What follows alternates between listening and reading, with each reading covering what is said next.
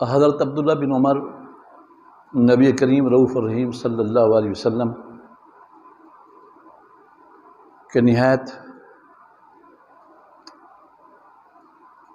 محبوب صحابی تھے۔ ان کی خصوصیات میں سے ایک خصوصیت یہ ہے کہ یہ ہمیشہ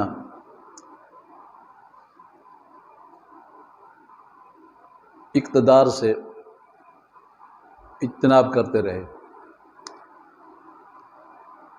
حضرت عمر فوت ہوئے، بہت سے لوگوں کا خیال تھا کہ حضرت عمر اپنے بیٹے کو جانشین بنا لیں اور خلیفہ بنا لیں، تو انہوں نے حضرت عمر بن خطاب سے عرض کیا، حضور آپ نے بیٹے عبداللہ کو جو نہایت ذہین اور ذکی اور حلیم اور زاہد اور عابد ہیں، ان کو اپنا جانشین بنا دیں، خلیفہ بنا دیں۔ تو آپ نے فرمایا، غالباً اپنے بیٹے کو بلا کے حضرت عبداللہ بن عمر کو، اے عبداللہ، آل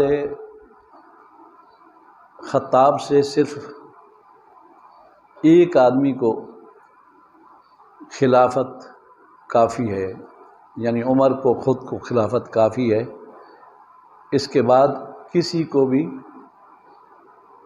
خلافت مناسب نہیں۔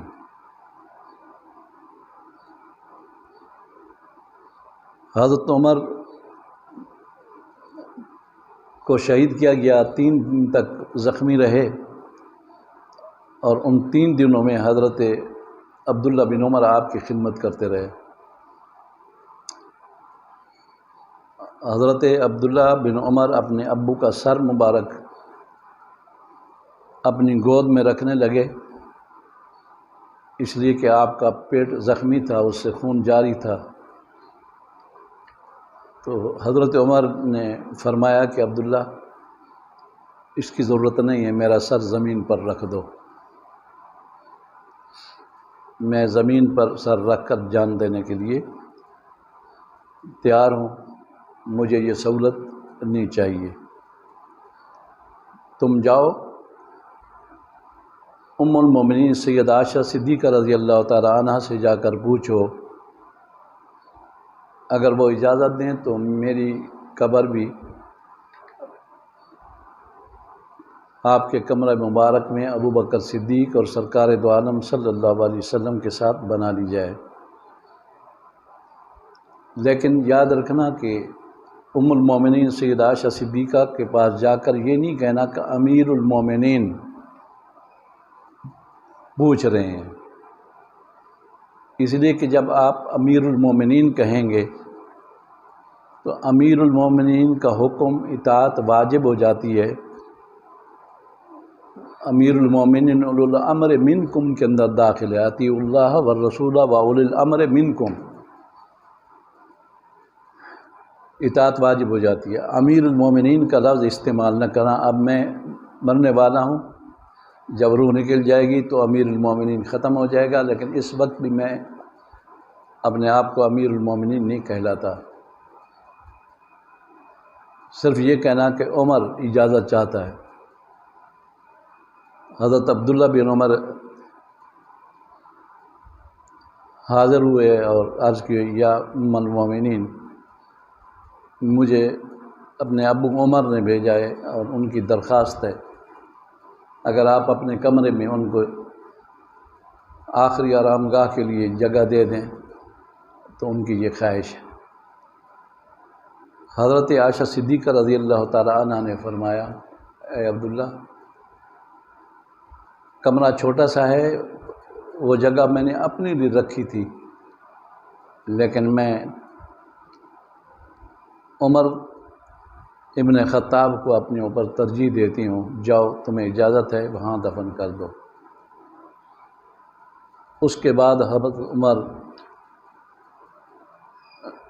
کی وہاں قبر بنائی گئی اور حضرت عمر کو وہاں دفن کیا گیا۔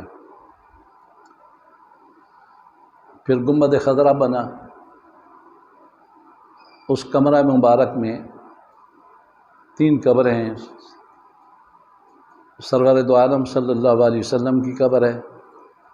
آپ کی قبر اس لیے بنائی گئی اس کمرے میں کہ سرکار دو عالم صلی اللہ علیہ وسلم نے ارشاد فرمایا تھا، جس کے راوی صدیق اکبر ہیں، ابو بکر صدیق ہیں اور دیگر صحابہ بھی، کہ نبی کی قبر اسی جگہ بنتی ہے جس جگہ نبی اس دنیا سے رخصت ہوتا ہے۔ تو قبلہ کی دیوار کے ساتھ حضور کا بستر لگا ہوتا تھا، اسی قبلہ کی دیوار کے ساتھ ہی حضور کریم صلی اللہ علیہ وسلم کی قبر بنائی گئی، حتیٰ کہ دیوار کی بالکل ساتھ ہی چپکی ہوئی جگہ ہے، کیونکہ آپ وہاں لیٹے ہوئے تھے۔ اس حدیث کی روشنی میں صحابہ کرام 1 انچ بھی ادھر ادھر کرنے کو تیار نہیں تھے۔ پھر حضرت ابو بکر صدیق کا وصال ہوا تو انہوں نے کہا کہ مجھے غسل دینے کے بعد، کفن دینے کے بعد اس حجرہ مبارک کے دروازے کے اوپر رکھ دینا اور کہنا کہ ابو بکر صدیق اجازت چاہتا ہے اندر دفن ہونے کی، اگر اجازت ہو تو آ جائے۔ تو آپ نے سنا ہوگا کئی دفعہ، اور تاریخ کی کتابوں میں ہے کہ اندر سے آواز آئی، دروازہ کھل گیا، ادخل الحبیب الی الحبیب، دوست کو دوست کے ساتھ داخل کر دو۔ تو حضرت ابو بکر صدیق اس طرح آپ کا مزار انور گنبد خضرا میں بنا، اس کمرہ مبارک میں بنا، یہ ہے۔ پھر عمر فاروق کی قبر اس طرح بنی جیسے کہ میں نے ذکر کیا۔ بتانا یہ تھا کہ حضور اکرم صلی اللہ علیہ وسلم کی قبر انور اور شیخین کی قبریں یہ اللہ کی اذن سے بنی۔ سرکار دو عالم صلی اللہ علیہ وسلم ہمیشہ ارشاد فرماتے تھے کہ جب محشر میں ہم اٹھیں گے تو ایک ہاتھ میں ابو بکر صدیق کا ہاتھ ہوگا، میرے دوسرے ہاتھ میں عمر فاروق کا ہاتھ ہوگا، ہم سب سے پہلے ہم اپنی قبروں سے اٹھیں گے۔ اس وقت تو وفات ہی نہیں ہوئی تھی حضور علیہ السلام کی، نہ ابو بکر صدیق کی نہ عمر فاروق کی، تو اشارہ تھا ان دونوں کی قبر میرے ساتھ بنا کے۔ آپ نے ارشاد فرمایا تھا کہ میرے 4 وزیر ہیں، 2 زمین پر اور 2 آسمانوں پر۔ جو زمین پر 2 وزیر ہیں ابو بکر صدیق اور عمر فاروق ہیں، اور آسمان پر جبریل علیہ السلام اور میکائیل علیہ السلام رضی اللہ تعالیٰ عنہ۔ یہ حضور نے فرمایا تھا۔ اس لیے ہم کہتے ہیں کہ یہ مزارات اللہ کی اجازت سے بنی ہیں، اللہ کی اذن سے بنی ہیں، اور یہ سعادت ان کو اللہ تعالیٰ نے عطا فرمائی۔ نبی کریم صلی اللہ علیہ وسلم سے فرمایا ما بین بیتی و منبری روضۃ من ریاض الجنہ، میرے گھر اور جو میرا منبر ہے اس کے درمیان جو زمین کا ٹکڑا ہے وہ جنت کے باغوں میں سے ایک باغ ہے۔ اس میں اب جنت کا ٹکڑا ہے، اس کی حقیقت کیا ہے؟ مجاز مراد ہے یا حقیقت مراد ہے؟ جو علماء طریقت ہیں، صوفیاء کرام ہیں، وہ کہتے ہیں حقیقت مراد ہے۔ جنت بھی اسی قسم کی زمین ہے، تو اللہ تعالیٰ نے جنت کے ایک ٹکڑا اٹھا کے یہاں مسجد نبوی کے سائڈ میں رکھ دیا جہاں حضور کا کمرہ ہے۔ اور ما بین بیتی، بیت سے مراد اس کی آخری دیوار ہے، کمرہ تھا نا، اس کی ایک دیوار تو مسجد کے ساتھ لگی ہوئی ہے، دوسری دیوار آخر تک ہے، قدمین شریفین کی طرف دوسری دیوار ہے۔ یہ سارا کمرہ جو ہے یہ جنت کے ٹکڑا ہے۔ بیت سے مراد صرف وہ دیوار نہیں ہے جو مسجد کے ساتھ لگی ہوئی ہے، کیونکہ اگر وہ دیوار ہو تو حضور کی مزار اور شیخین کی مزاریں ریاض الجنہ سے خارج ہو جائیں گی.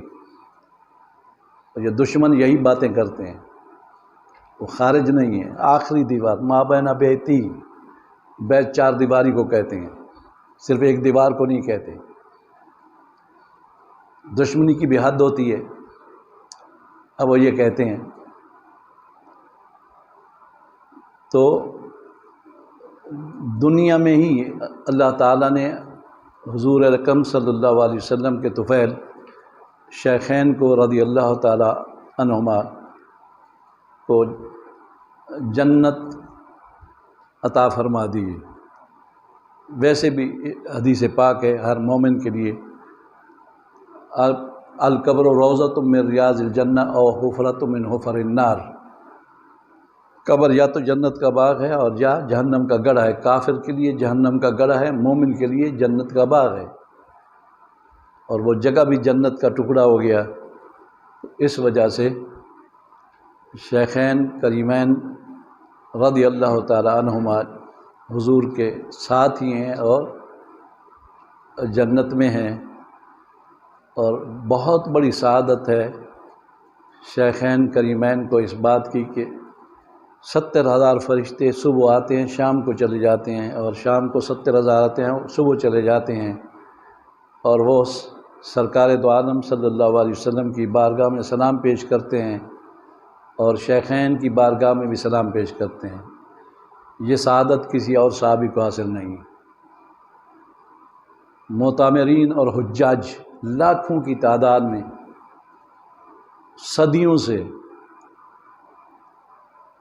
گنبد خضرا پر حاضر دیتے ہیں، اور وہاں سرکار دو عالم صلی اللہ علیہ وسلم کی بارگاہ میں سلام پیش کرنے کے بعد شیخین کی بارگاہ میں سلام پیش کرتے ہیں. اب دوسرے صحابہ کی بھی خصوصیات ہیں اور وہ بھی ہم بیان کرتے ہیں. جو خصوصیت کسی کی ہے ہم بیان کرتے ہیں، لیکن یہ شیخین کی خصوصیت تھی. ان میں سے حضرت عمر کی شہادت کا واقعہ میں نے بتایا، تو حضرت عمر فاروق نے اپنے بعد اپنے بیٹے کو خلیفہ نہیں بنایا، اور اپنے والد کی وصیت پر ایسا عمل کیا کہ جب حضرت عثمان کی شہادت ہو گئی تو حضرت عثمان کے بعد حضرت علی کو خلافت کے لیے منتخب کیا گیا. پھر جھگڑے شروع ہو گئے تو بہت سے صحابہ نے یہ کہا کہ عبداللہ بن عمر کو خلیفہ بنا دیا جائے. آپ کو پیشکش کی گئی تو آپ نے انکار کر دیا، حتیٰ کہ گورنری سے بھی آپ نے انکار کر دیا. حضرت علی آپ کو گورنر بنانا چاہتے تھے. حضرت ابو موسیٰ عشری کی جگہ حضرت علی ان کو ثالث بنانا چاہتے تھے، آپ نے انکار کر دیا. اور آپ ہمیشہ حکومت کے عہدوں اور منصب سے بیزار رہے، الگ تھلگ رہے، لیکن باوجود حجاج بن یوسف نے آپ کو شہید کرا دیا اور طریقے سے قتل کرایا، اس لیے کہ عبد الملک بن مروان نے کہا تھا کہ ہمیں عبداللہ بن عمر سے کوئی تعرض نہیں ہے. کیوں؟ اس لیے کہ وہ حکومت کے متمنی نہیں ہیں. یزید جب فوت ہوا تو اس وقت بھی لوگوں نے کہا تھا کہ حضرت عبداللہ بن عمر کو بنا دیا جائے، لیکن نہیں بنایا گیا. لیکن اس بدبخت نے ایک آدمی کو نیزہ دیا جس کی یعنی اس کے لوہے کی جو ساتھ لگی ہوئی تھی نیزے کے آخر میں زہر سے بجھی ہوئی آپ کے پیر مبارک میں گاڑ دی، اور اسی سے آپ وفات پا گئے. اور لوگوں نے کہا حضرت آپ بتا دیں وہ کون شخص ہے جس نے آپ کے ساتھ یہ کام کیا. آپ نے فرمایا نہیں، میں نہیں بتا سکتا. مجھے بتانے کا حکم نہیں ہے۔ تو اس طرح آپ کی شہادت ہوئی اور آپ مکہ کے قریب کسی جگہ وفات ہوئی، تو آپ مکہ کے قریب کسی جگہ مدفون ہیں۔ یہ لکھ رہے ہیں کہ 3-4 روایتیں ہیں، آپ ان میں کسی میں سے محسب میں ہیں یا فخ ہے ایک جگہ، صرف ہے ایک جگہ، یہ ساری چیزیں کسی بھی جگہ آپ کا مزار انور ہے، اب گم ہے۔ حجاج بن یوسف نے، چونکہ اس وقت گورنر وہی تھا مکہ کا، تو اس نے نماز جنازہ پڑھائی تھی حضرت عبداللہ بن عمر کی۔ اللہ تبارک و تعالیٰ ان کے صدقے ہماری تمام الجھیں دور فرمائے۔ وما علینا الا البلاغ المبین۔